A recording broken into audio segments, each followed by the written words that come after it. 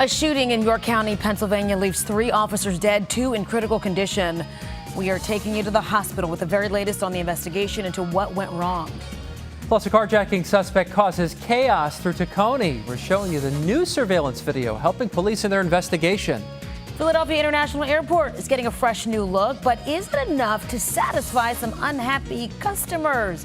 Wait till you hear where the airport ranks when it comes to satisfied travelers. Those stories and more on today's edition of The Lineup. It is Thursday, September 18th, 2025.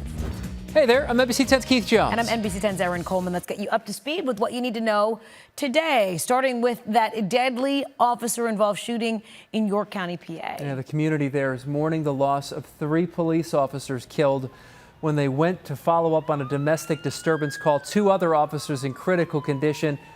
It happened in rural North Codorus Township in York County yesterday afternoon, about 2 hours from Philadelphia. NBC 10's Alex DiPrato outside the hospital where the officers being treated.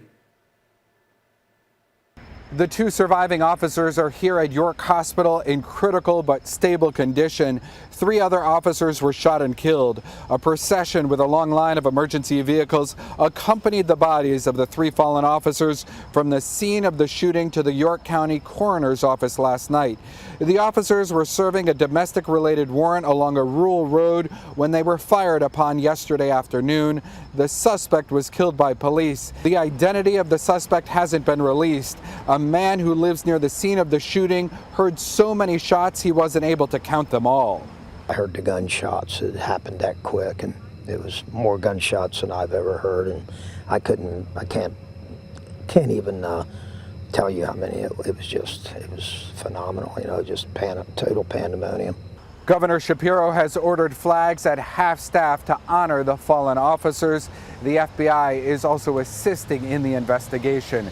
In York, I'm Alex DiPrato, NBC 10 News. Now to more of your news headlines. The search is on for whoever shot a 14-year-old boy in the back inside a North Philadelphia home Wednesday night. That teen is now in the hospital recovering. The victim was with a group of teens. One of them had a gun. Investigators say for some unknown reason the gun went off. Officers are investigating to see if the shooting was accidental. New surveillance video shows a carjacking suspect crashing into an SUV in Philadelphia's Tacony neighborhood. Police say he was trying to get away from officers yesterday morning. He was eventually caught after trying to run off. Thankfully, no one was seriously hurt. A third man involved in a deadly home invasion shooting in Montgomery County last year has been found guilty. Jeremy Fuentes planned for 2 others to steal guns from a Bucks County home, but they went to the wrong home, ended up shooting a mother and son in Lower Merion. The son died. The mother is paralyzed. Fuentes faces life in prison. His co-conspirators have also been found guilty.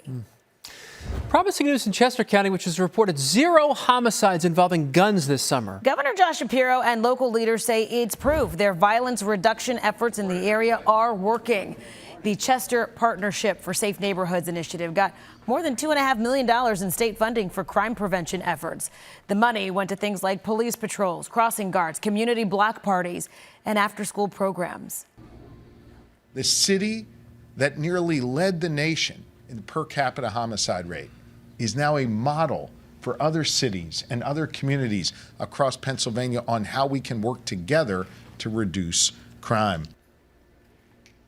State leaders say they're now looking for ways to use Chester's game plan in other areas. Philadelphia Mayor Sherrod Parker will highlight her administration's priorities when she speaks in Center City later today. Parker will address members of the Union League of Philadelphia at a luncheon this afternoon. The mayor expected to provide an update on the state of the city regarding economic growth, public safety, and infrastructure initiatives like the Clean and Green program. And yesterday, the mayor also announced Philadelphia International Airport and Northeast Philadelphia Airport are getting some upgrades. Hey, there's a new logo, the first since 2012, mind you, and the new slogan is "Good Things Start Here." The city says the airport is an important factor in the celebration of America's 250th birthday next year. We all know that an airport is more than a place to catch a flight. It's a first impression. For millions of visitors, this is their first hello from Philadelphia, and it has to be a good one. Some improvements being made at PHL before the big events next year include finishing bathroom renovation projects, new exit doors in Terminals D and E, and also adding more nonstop flights to Europe. It all comes after Philly International ranked last for customer satisfaction for the 5th straight year. Yeah, that's according to a study from J.D. Power. The ranking was among large airports, looked at 7 categories, including ease of travel through the terminal and the airport facilities, the food, beverage, and retail. The airport CEO tells our partners at the Philadelphia Business Journal that the age of the terminals inhibits its ability to significantly ascend in the rankings. He says the airport is continuing with projects to modernize its amenities and add more restaurants. Did this not surprise you, regardless of what you think about Philly International, that we're last on the list of major? I just feel like I've been into some really crappy other airports in large cities. No? Maybe I'm off base here. I think that I wish we had a little more option when it came to where to eat and retail, and the pathways to each of those terminals is very narrow. I mean, there have been some other airports you go to, though, and I don't know if they'd consider large. That's the thing. Well, yeah, okay. So it might be a little we different. need a little more context to just know what is a large airport, because there are some of the airports out there are just terrible. Oh, yeah. In the terminal. And the tough thing, too, is, and you can hear them defend themselves, it's like the footprint there at Philly International. If you've already got that infrastructure that's old, there's only so much you can do without shutting down half the airport to just build a new facility, which might be the case someday. But, yeah, it's a tough situation. But it's shocking that it's last 5 years in a row. 5 years in a row. Yeah, exactly. That is surprising. Yeah. Right.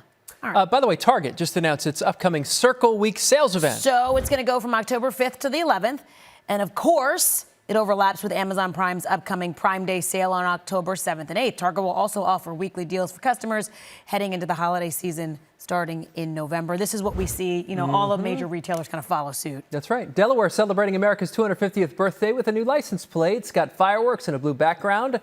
Same color blue used for uniform jackets that Delawareans wore in the Continental Army. Applications for the new plate open up next week. It'll cost you $50. $35 will help fund the parades and festivities Delaware is planning. So there you go. Yeah. People are really fired up about their license plates, particularly in Delaware, the first state listed right there on the plate. Hey, Tubi wants to help you slack off at work. All right, Tubi, the streaming service has rolled out Productubity. Productubity. Productubity. That's snappy. It's a new Chrome extension designed to make it easier for you to hide the fact that you're watching movies or shows in the office. Okay, lets you toggle from Tubi to a fake work screen. A recent study shows 84% of Gen Z users secretly watch movies or shows at work. This is ingenious. It is. This is an old thing from video games. Computer games used to have this feature, some of them, where you press a button and it flashes back up. Fantasy football websites have used it as well, where you can hit a button and all of a sudden. Oh, that's great. Yeah. Well, it's also like in the same vein of, remember, they had like some programs, like if you were working from home, that would like move your mouse. The mouse jigglers, they're called, yeah. Yeah, so it looked like you were like at your desk working. Yeah. Interesting. Okay. Which, by the way, some technology ended up wisening up a little bit, and they saw if repetitive motions kept happening, Teams would call you absent. You'd have a red dot next to it. Oh. So they caught on, yeah. So you got to keep evolving, right? And by the way, if you're watching movies and shows at work, get another job. You know what I mean? Like, try to find something that maybe really you need a little break. Maybe you're on break. What if you're on break and it was like a really, really good part? This is true. That's different. Yeah, it's different. Really good right? part of the show. You just can't put it down. I don't know. Yeah, you can now vote for which toys get to be inducted into this year's Toy Hall of Fame. So the 12 finalists this year include the lightsaber from Star Wars, Tickle Me Elmo, and board games like Battleship and Connect 4. But get this, snow is included in the nominees. That's right. We're talking about this real stuff that falls from the sky. You can vote for snow or any of the other toys on the list by going to our free NBC 10 News app. Inductees will be announced in November. Snow doesn't have a chance. No, because it's not a toy. It's not a toy. Do you have a Furby? Did your family catch on to that craze at all? No. Our family did. We didn't know how to turn the darn thing off. And so we had to put it like on top of a cabinet and like face it the opposite direction. And then randomly in the middle of the night, it would just like go off. That's creepy. It's very, very creepy. So I mean, listen, it was a huge craze, so maybe that for that reason alone it belongs in the Hall of What Fame. year But was Sir Furby? I think that'd be mid-90s, is my guess. Yeah, no. Yeah. I was into like Cabbage Patch Kids. Remember Teddy Ruxpin?